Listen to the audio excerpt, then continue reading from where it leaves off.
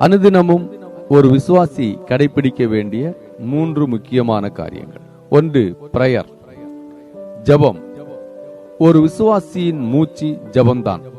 ஜெபம் இல்லாத வாழ்க்கை பலகீனமான வாழ்க்கை. காலை எழுந்தவுடன் தேவனுக்கு நன்றி சொல்லுங்கள். உங்கள் நாளை அவரிடம் ஒப்படையுங்கள். பாவங்களை ஒப்புக்கொள்ளுங்கள். மற்றவர்களுக்காக ஜெபியுங்கள். ஜெபம் உங்கள் மனதை சுத்தப்படுத்தும். ஜெபம் உங்கள் விசுவாசத்தை வலுப்படுத்தும். 2. வேத வாசிப்பு, பைபிள் ரீடிங். தேவனுடைய வார்த்தை ஆன்மீக உணவு. தினமும் குறைந்தது 1 அதிகாரம் வாசிக்கவும். வாசித்ததை சிந்திக்கவும். அதை உங்கள் வாழ்க்கையில் பயன்படுத்த முயலவும். வேதம் வழிகாட்டும். வேதம் தவறில் இருந்து காப்பாற்றும்.